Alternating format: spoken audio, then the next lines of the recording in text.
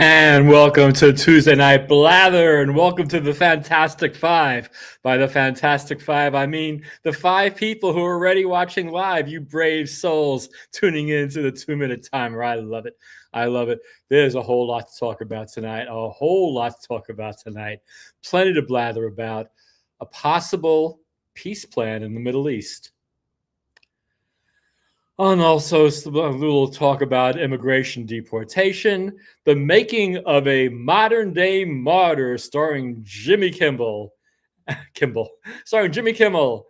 I actually met the guy many years ago. I was trying to be on Win Ben Stein's Money, and he was Ben Stein's mini-me, except that he's much bigger than Ben Stein.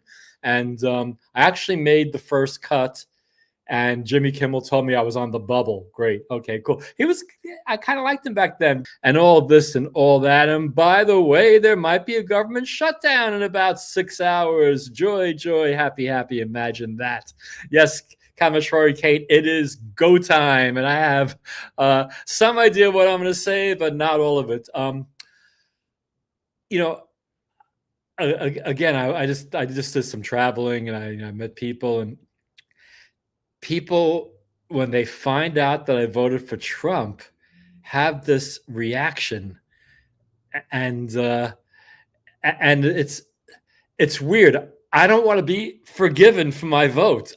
I voted according to my principles in 2024 and in 2020, and pretty much every presidential election except for one. The only one I didn't vote according to my principles was 2012, and that was because I made a deathbed promise to my mother that I would vote for the Republican of her choice in 2012, even though I was a big fan of Obama at the time. And my mother hated Mitt Romney probably more than she actually even hated Barack Obama. So that year, I wrote in Newt Gingrich on my ballot in 2012. That's the only year that I didn't vote with my own principles. I did that to honor my mother, because we should all honor our mothers, and I miss my mother. Anyway, blah, blah, blah, blathering. Sorry, Mom. Sorry to bring you into the blathering. But people have a hard time with someone like me. I'm not sure what someone like me even means, voting for Trump. It doesn't mean I've gone Republican. It doesn't mean I've gone MAGA. Although, if you take the actual words, make America great again, isn't really the worst thing in the world. I mean, don't we want to live in a great country? And of course, you have people who argue about greatness, this great. No, so whatever. But, and again, I've said this many, many times. I find the people who think Trump is never wrong as annoying as I find the people who think Trump is never right. The truth with almost everybody, including the blathering boomer, is that some things are real, some things are not real. But people really, really struggle with my having voted for Trump because I'm supposed to know better. And so I've been told a couple of times by Ellen from Brooklyn, who I'm going to bring up later in this show, that it would be good to kind of give my hippie credentials every so often. So I've shown my Grateful Dead backstage passes before. Anyway, I came across this just before, like literally maybe 5 minutes ago. And let me share some of these pictures. So here's what happened. I'd been back in Brooklyn. It was my friend's son was getting married. And so these were guys, we lived all people were. One guy was in from San Diego, one guy's in from Atlanta. I come from California. We all descend upon Bensonhurst, Brooklyn, where we all grew up. Of course, we had to grab a slice. We're back in Brooklyn. You got to grab a slice, right? But we couldn't agree on whether to go to Lenny's or L&B Gardens. Anybody from Bensonhurst knows. Well, Lenny's is no more. Lenny's is no longer with us. But back in 2017, Lenny's was very much alive and thriving and selling great slices. And L&B, if you wanted a square, that's where you go. So we're all arguing. We don't know. So we meet at the park. So these guys, when we were 12 years old, they had a basketball team called the Czars. And at age 12, I was not good enough to play on the Czars. And after 51 years of resenting that. So one of the guys, so these guys, I'm all over the place with this story. So we meet at the park. One of the guys brought a basketball. They see me hanging around in the upstairs part where the benches are. They yell, Yoangi. They hold up the basketball. Steph's with me. We go down to the courts. Now, these guys who were too good for me when I was 12, they're shooting the ball around, shooting the ball. They're barely touching iron. They're barely touching backboard. So age 63, it's not the same as age 12. And I'm just standing there watching it. I'm not good enough to be on the Czars. I'm not. So I'm just kind of standing at the sideline, and the ball comes to me. So the last words out of my mouth before the ambulance arrived was, "Let me show you assholes how it's done." And I went in, took 3 running steps, went in for the easiest, completely uncontested layup. Nobody's playing defense. The guys weren't within 15 feet of me. Jumped up, landed on my feet, forgot about a little thing called momentum. And so my feet stopped, but the rest of my body didn't. And I smashed my arm real badly. So I broke my arm really, really badly. They put on the cast way too tight. I hated that cast. I called it the Castile. It was on so tight. Even though the break was here on my wrist, this little finger to this day is deformed because he had the cast on so tight. It pulled the tendon out of place. I've had 2 surgeries on the finger, and that's what a finger should look like. And you can see this one's kind of bent back. And anyway, I've given up. I got a deformed hand from it. So in the aftermath of that, going full circle to the whole, showing my leftist pedigree, I went up to the 50th reunion of the Summer of Love up in Mendocino County with family that I was a major part of in the 80s and that I maintained touch with for many, many decades in the aftermath. And we had a pretty major cast signing scene. And is that showing on the screen? Yeah, let me get myself out of the way. And here are some of the really nice people who signed my cast. There's Cindy and Lois. There's what do you call it? Banjo Man. Remember Banjo Man that's Banjo Man Stacy. And there he is again. And there's another guy, and not getting my cast signed. I even get a couple of hugs. There's Wavy's little go-kart, and even she signed it, and she signed it, and she signed it, and he signed it, and now Wavy is signing it, and Wavy in his inimitable scroll, there it is. It was the 50th anniversary of the Summer Love. This took place in 2017, a couple of months after I broke my arm. So there everybody was, signing the cast, once again, just another little piece of my leftist pedigree. I don't know what's happened to the left. I really don't. Back when I was actively involved, it was joyful, it was funny, it was creative. And now I just see so much anger and bitterness. One of the people who signed my cast, here's a direct quote. "Oh, and Charlie Kirk, the fucking asshole, racist, bigot, human dung, got what he earned. Get the fuck over it." That's an actual quote on Facebook from somebody who signed my cast back in the day. It's really, really sad. It's really, really sick. I'm judged, So I've been pretty badly out of touch with all of them, and it really, really, really sad. It does kind of. I mean, I'm over it to a certain degree, but I'm bewildered to a certain degree also, because these were what attracted me to my Northern California community was the open-mindedness, the inclusiveness, the diversity of opinions, the ability to have conversations even when we disagreed. And that is just gone. It's completely gone. It makes me really, really wonder what happened to the left I used to know. Fuck happened to the Delta I used to know. But let me get to kind of maybe the most important. Let me share this one video. Nobody likes David Pakman, left and right. Nobody likes him. So let me show this little video really quick about David Pakman.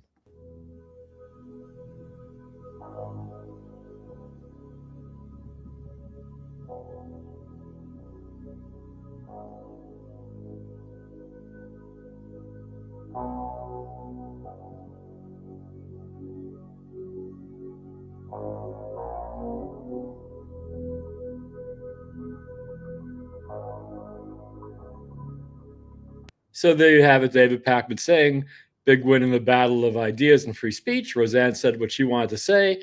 ABC made the business decisions that were right for them. So David Pakman certainly supported the firing of Roseanne.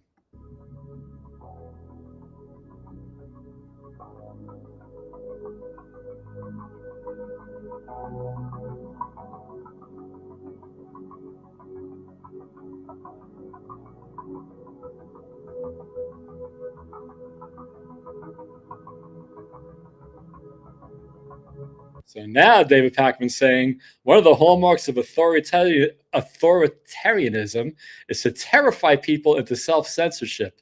ABC ending Kimmel's show is the perfect example of this.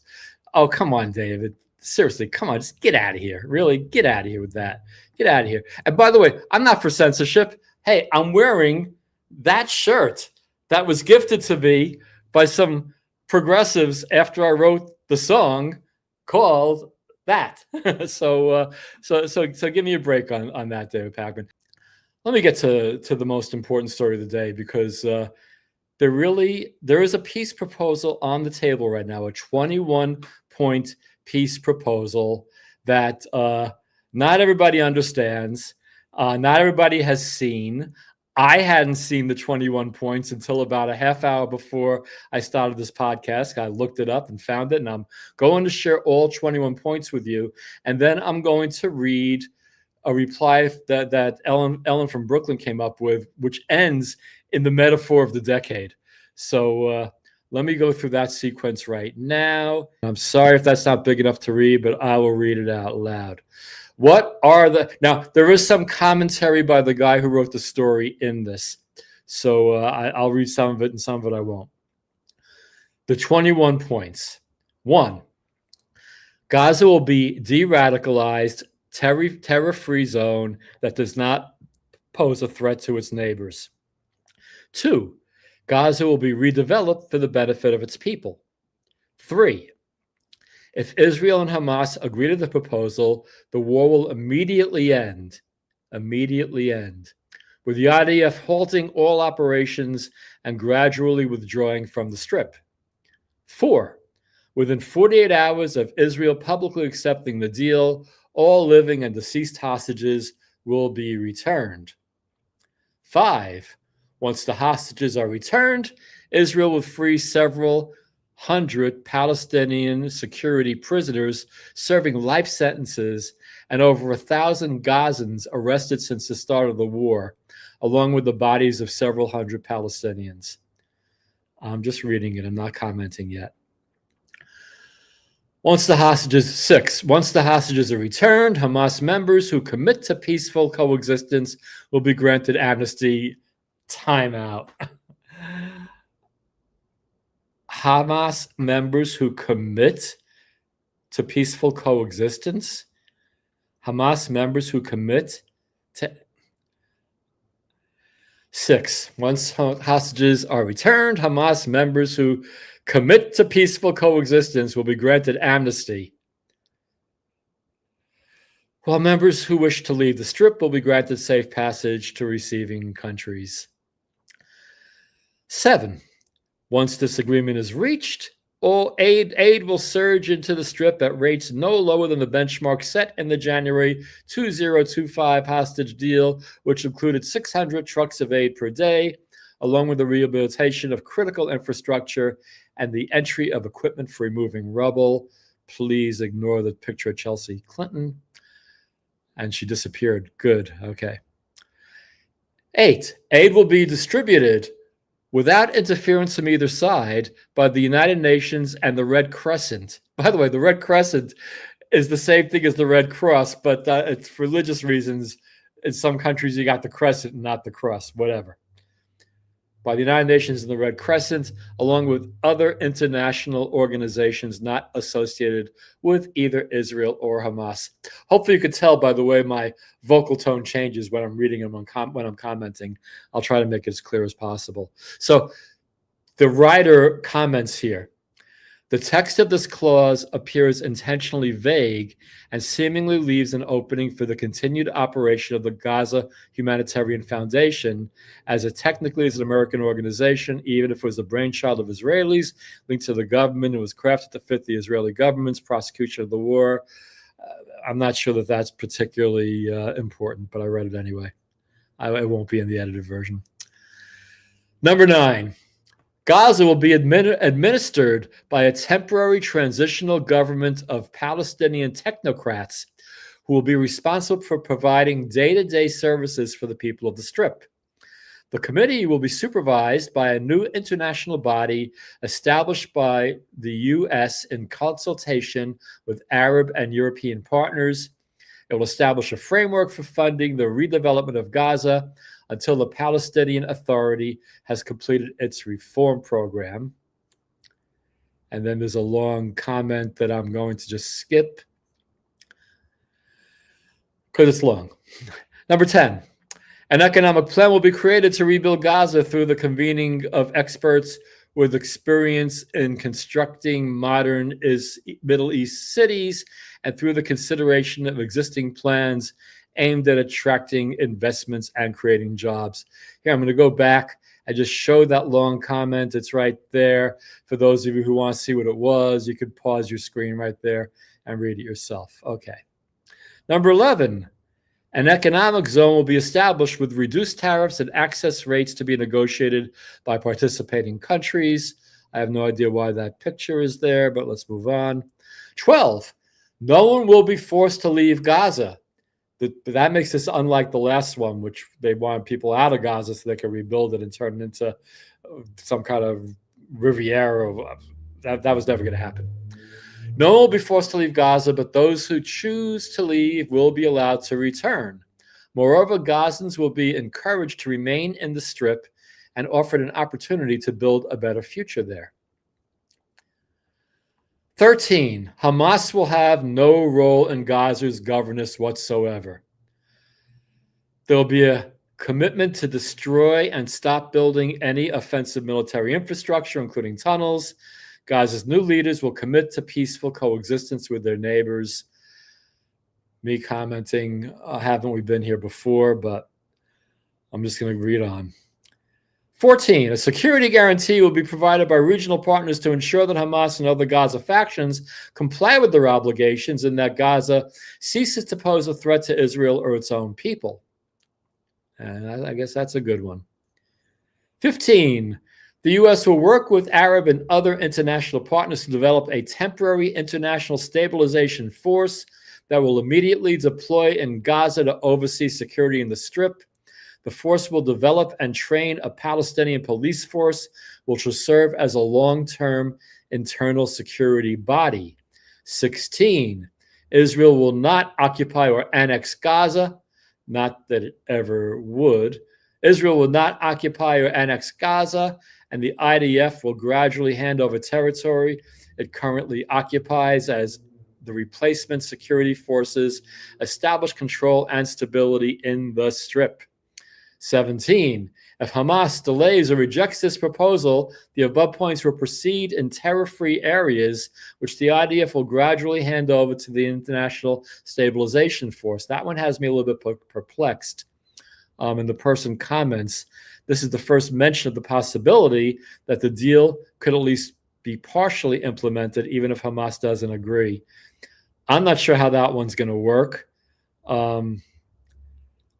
I would think if Hamas delays or rejects the proposal, there is no proposal, but you have this number 17 for whatever it means. 18, Israel agrees not to carry out future strikes in Qatar. The U.S. and the international community acknowledge Doha's important mediating role in the Gaza conflict. Yeah, not only that, but apparently Netanyahu has apologized to Qatar for the bombing raid that was the misbegotten bombing attack that Well, they apologized. 19.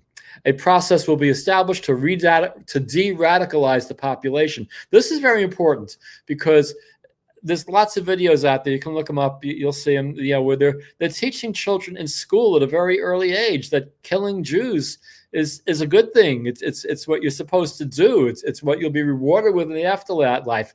That has to stop. It really has to stop. So the indoctrination absolutely has to stop for any hope of anything long term. That was the blathering boomers comment.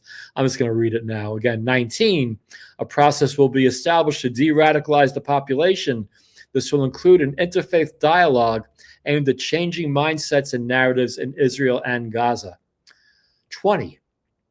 When Gaza's redevelopment has been advanced and the Palestinian Authority reform program has been implemented, the conditions may be in place for a credible pathway to Palestinian statehood, which is recognized as the aspiration of the Palestinian people.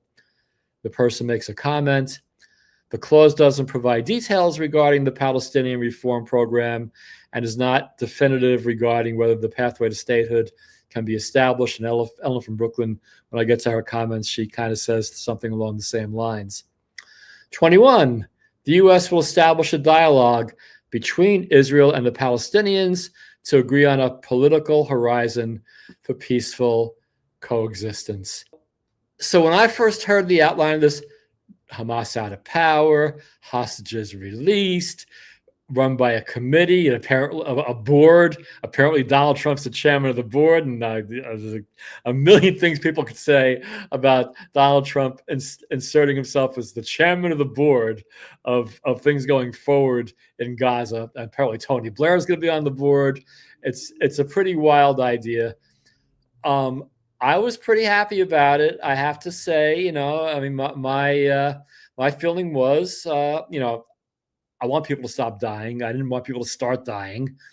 And at the same time, we need to assure that people won't be killed in the future for the crime of being Jewish. No matter what their philosophy is, by the way, don't forget on October 7th, people sympathetic to the Gazans were slaughtered in their kibbutzim. So this was not an attack on Zionism. It was an attack on Jews. Call me crazy, but I'd like the anti-Semitic violence to stop, whether it's in the Middle East or right here at home or in Europe or anywhere else. I mean, I want racial violence to stop. I want ethnic cleansing to stop. I want all of it to stop. I'm really tired of it. And yes, JM, there really was only one chairman of the board, and that was Frank Sinatra. You got that right. So Trump, installs himself. I was happy to hear about this. It seemed on the surface of the things I heard on the news as I drove home from work yesterday that this was actually a viable plan. I have to admit, not my higher self, but part of me hopes that Hamas rejects this so Israel can go in and finish the job. But then again, Israel should have finished this job a long, long time ago. Honestly, I'm kind of tired of hearing anything about finishing the job. I'm not a military guy, and I realize that they're being very, very precise, that if they wanted to actually commit genocide in Gaza, they could have gotten that done in one afternoon. Do you realize that? Israel has the might to flatten Gaza completely, but it's because they're trying to minimize civilian casualties, which is the opposite of genocide. By the way, you want to see a genocide? Talk about the Christians in Nigeria. Talk about the Hindus in Bangladesh, and many other places in the world. Those are genocides. This is not a genocide. I'm sick of hearing people, and again, what happened to the left I used to know? What happened to the joyful people? Screaming genocide, the virtue signaling. Maybe I virtue signaled too when I was when I was younger. I don't know. People being for the people who are at the bottom, raging against bullies. You lose sight sometimes of who the bully is and who the victim is. And I'm tired of the victim blaming when it comes to Israel. Wow. Anyway, I'm going on. So I was going back and forth with Ellen from Brooklyn in email today, and she sent me a reply about her impression of this peace treaty. She said makes 5 points. One, it's disgusting to release hundreds of Arab prisoners for the hostages, including the dead ones. Can't say I disagree there. I mean, this is what the proportion's always been. Wasn't there one Israeli soldier that they released 1,000, terrorists or whatever they were, just to get one guy back? And didn't some of those people that got released end up being the planners for October 7th? Forgive me if I'm misquoting anything there. That's the number. So number two, it's Western wishful thinking that Arabs will suddenly see the light and decide they can coexist with Israel. Maybe I'm one of those wishful thinkers. I like to think that because Jordan and Egypt have approved this peace plan, that their hearts are in the right neighborhood, if not the right place. But certainly history has proven that to be wishful thinking.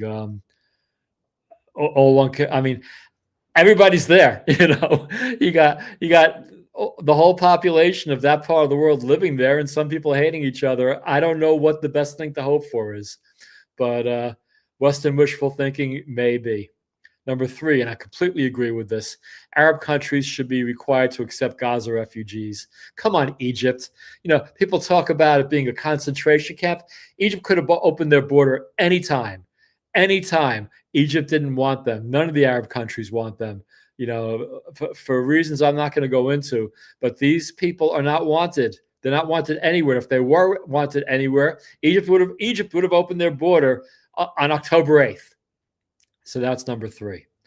Number four, there are hints of a future state, but the terms are so lofty, and I don't think they can be met. That's what I was referring to before when I read the 21 points. The language about a future Palestinian state is vague at best, and I think it's vague intentionally. And number five is going to end with a sentence that is the metaphor of the decade. Number five, any cessation of hostilities with Hamas still standing will regrow, and they know it too. They are the kudzu of humanity, which leads to the question, what is kudzu? And Ellen from Brooklyn acknowledged, yes, one of those people released in exchange for the soldier was Sinwar, released in the Gilad Shalit deal. Yeah, so that's what happens when you release 1,000 people to get one soldier back, and that's what Israel thinks of their sons, that they would do that. But it's unfortunate that backfired in a really, really horrific way. But it leaves the question. She says they are the kudzu of humanity. Now, I kind of interpreted that how I interpreted it when I read it, but I decided to look up kudzu, and I found a video. And this is all in the few minutes before I went live at 6 o'clock. So here we go. Let's find out a little more about kudzu, and you'll see why this is a brilliant metaphor.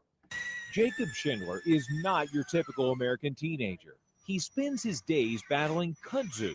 It's an invasive plant that has overrun millions of acres throughout the southeastern United States. It's been called the foot-a-night vine, the mile-a-minute vine, and there are whole wives' tales about how if you wouldn't close your windows at night, it would climb into the rooms and it would take your children. Native to southern Asia, kudzu was brought to the U.S. in 1876.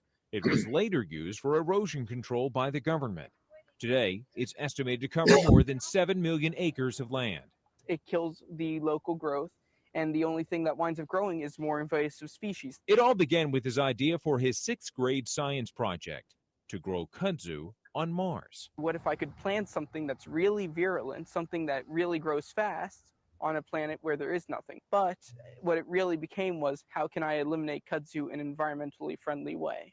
After experimenting with various gases, he found helium killed the vine, but without harming other plants around it.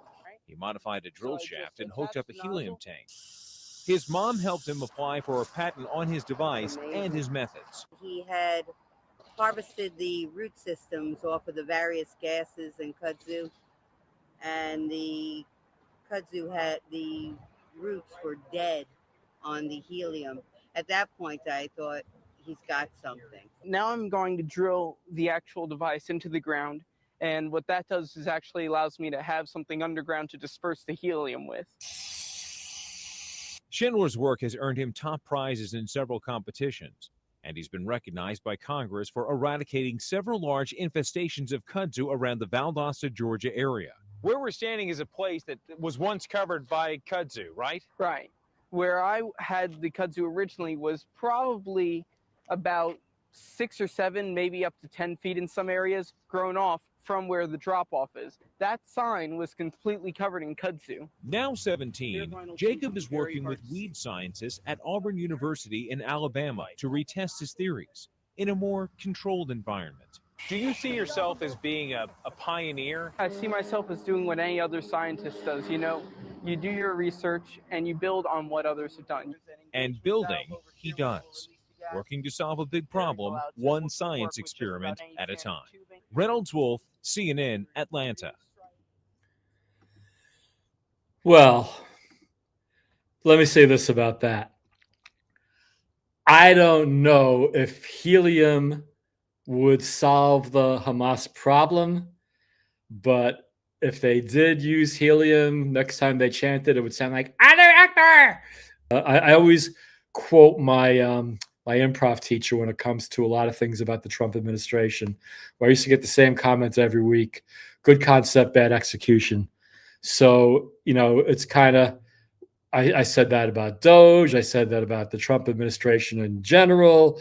And I certainly have said that about ICE. So I looked pretty hard and I found a couple of people making comments about immigration that I would just kind of like to share.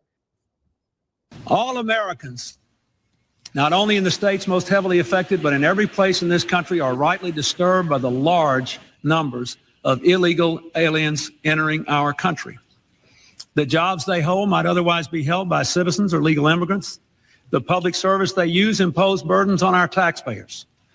That's why our administration has moved aggressively to secure our borders more, by hiring a record number of new border guards, by deporting twice as many criminal aliens as ever before, by cracking down on illegal hiring, by barring welfare benefits to illegal aliens. In the budget I will present to you, we will try to do more to speed the deportation of illegal aliens who are arrested for crimes, to better identify illegal aliens in the workplace as recommended by the commission headed by former Congresswoman Barbara Jordan. We are a nation of immigrants, but we are also a nation of laws. It is wrong and ultimately self-defeating for a nation of immigrants to permit the kind of abuse of our immigration laws we have seen in recent years, and we must do more to stop it. Remember, he said, we are a nation of immigrants. We are also a nation of laws. Remember those words.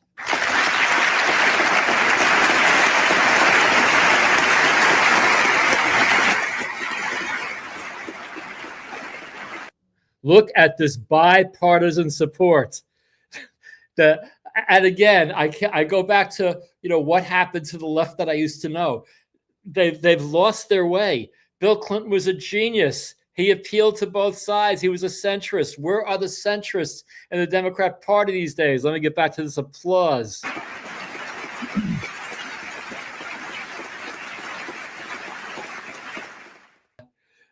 Commissary Kate, we're a nation of laws because most every politician is a lawyer. Amen to that. It's true. What it goes to the joke, what do you call 2,000 dead lawyers at the bottom of the ocean? Of course, the answer is a good start. But I digress. So we are a nation of immigrants. We are also a nation of laws. Who else said something like that? Even as we are a nation of immigrants, we're also a nation of laws. Undocumented workers broke our immigration laws, and I believe that they must be held accountable, especially those who may be dangerous. That's why over the past 6 years, deportations of criminals are up 80%. Now, Obama goes on to give a pretty decent picture of who should be targeted and et cetera, et cetera. And again, centrist, I was a big fan of Obama, very big fan. As I said many, many times, I guess I guess I'm off screen right now. I'll point on that couch right over there on November 5th or whatever date it was, 2008. I cried tears of joy at Obama's election. I voted for Bill Clinton twice. As an independent, I started out as a Perot guy, but Clinton started making sense, and I'll admit that him playing saxophone on the Arsenio Hall show won me over a little bit too. And that dude talking now is a constitutional lawyer. Let's hear the rest of what Obama says. People are going to agree, disagree. It's the fact of the matter is, well, I'm not going to, why should I won't comment before I even play it. So let me play it. He's got Barry O's got another minute and 18 minutes to talk here. And that's why we're going to keep focusing enforcement resources on actual threats to our security. Felons, not families. Criminals, not children. Gang members, not a mom who's working hard to provide for her kids. We'll prioritize, just like law enforcement does every day. So when I said good concept, poor execution, that's kind of what I'm talking about, because people are freaking out because I guess there's babies going out with the bathwater. I do believe they're targeting the bad guys, but I think some not so bad guys are getting taken out. And I assume that's what all the protests are about. I assume that. I could be wrong in my assumption. They might just be objecting to the existence of ICE, but maybe it's because even though Trump is saying essentially the same things that Bill Clinton said, it's because it's Trump that is no good. And I'm sick of the partisanship. Anyway, go on, Barry.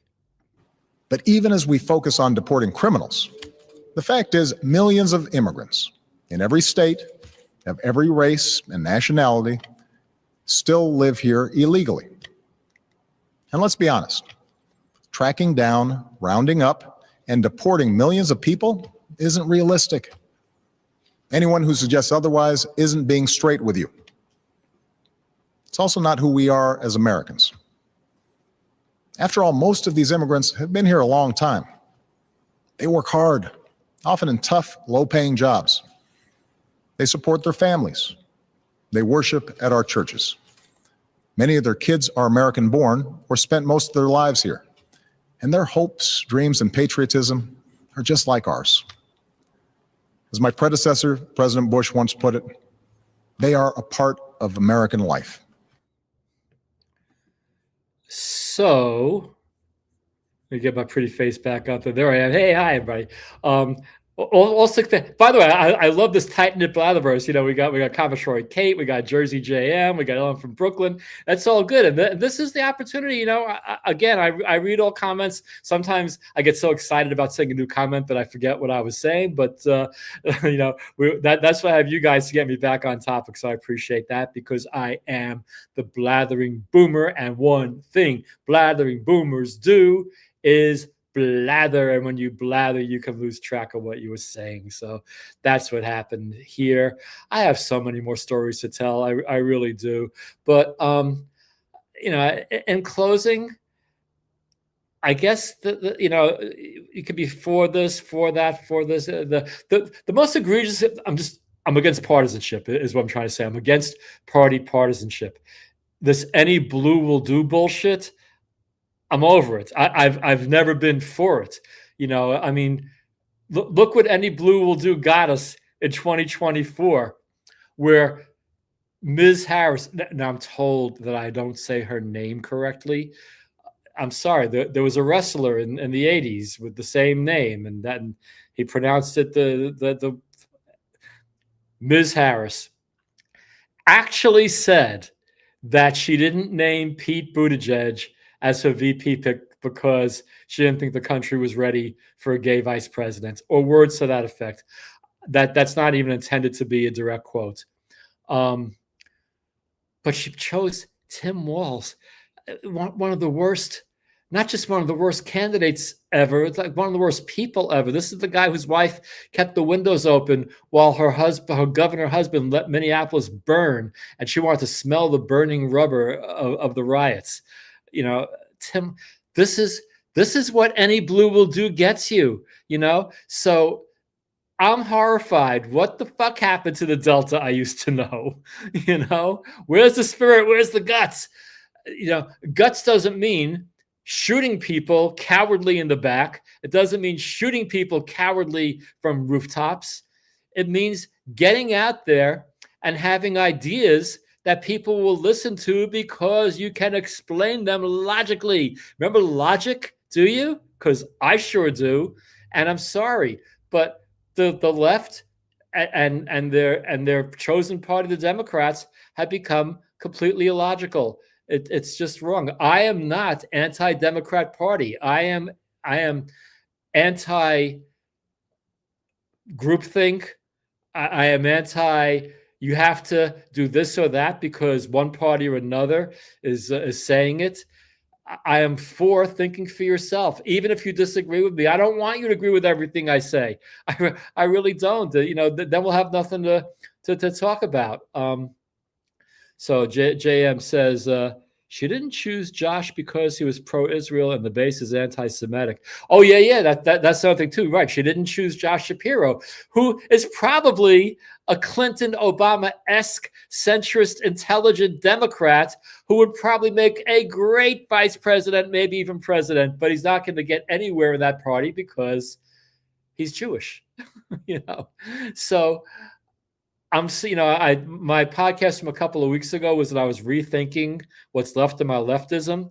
And it's not because any of the things that I want, free speech, freedom, clean air, clean water, all the good stuff. Maybe not as many cookies because I'm getting pretty fat, but I want all the things I want, but which were leftist principles when I was coming up, but they're not leftist principles anymore. And the hypocrisy is unbelievable. They'll celebrate something when it happens to the right and scream victim when it happens to the left. I'm over it. And Summer of Love, the Summer of Love was 1967 when psychedelia was ruling in the Bay Area, not the whatever bullshit happened in 2020 where they were burning down police stations. I thought this, I'm sure Summer of Love, when it talks about 2020, is a basically tongue-in-cheek dig at it, but nevertheless, the photos I showed from the Hog Farm reunion, that was a celebration of the 50th anniversary of the actual Summer of Love. Okay, this is the part of the night where it's been about an hour and I've run out of things to share. Oh, actually, you know what? I haven't quite run out of things to share. I think I have a few Twitter things to go over. So let me close with some of my bookmarked Twitter items. And of course, we've already seen that. But what else do I have bookmarked? Here we go. Imagine being more upset about a canceled TV show than a political assassination and still thinking you're a decent human being. Yeah. Constantine says, I missed this in the frenzy of last week, but Antifa has officially been designated a domestic terrorist organization. Congrats to Mr. Andy Ngo, who worked diligently to expose them and paid far too heavy a price for his courageous journalism. Yeah, you look up Andy Ngo, the Antifa got him pretty badly. It's kind of sad. All he was doing was reporting the truth. So that's a problem. In Germany, here you have the sign in the window. This is a problem. This is a serious problem. This is not 1935. This is 2025. And then you have this little gem from Dearborn, Michigan. Let me open it up. In Beirut. And, Hezbollah, bombed the embassy in Beirut, and including many Americans. So I just feel it's quite inappropriate. You are an Islamophobe. And although you live here, I want you to know as mayor, you are not welcome here. And the day you move out of the city will be the day that I launch a parade celebrating the fact that you moved out of the city, because you are not somebody who believes in coexistence. That was the mayor of Dearborn, Michigan. That's where we are right now. The mayor of Dearborn, Michigan, telling one of his constituents that is not welcome to live in the city he lives in because he objected to them honoring a Hezbollah terrorist. Wow, that fortune cookie that said, "May you live in interesting times." Sure enough was true. Thank you all 6 of you who watched. Thank you to the few dozen who watched the edited version of this. I got my work cut out for me. But right now, I'm going to go watch H.A. Goodman. I recommend you guys do too. And maybe I'll see you over there in the comments. But for now, I'll just tell you, as I always do. And by the way, I will be back next Tuesday, and probably for the next few Tuesdays. I'm not going anywhere until maybe Halloween-ish. I got 6 grandkids. I might actually go trick-or-treating with these. God, they're from ages from 1 to 12, and the 6 of them. I lose count sometimes. The 6 of them. So I think I might go trick-or-treating with them this year. I'm not sure what kind of costume I'll need. Adios, Kate. Adios, all of you. And the boomer has blathered. Thank you so much for watching.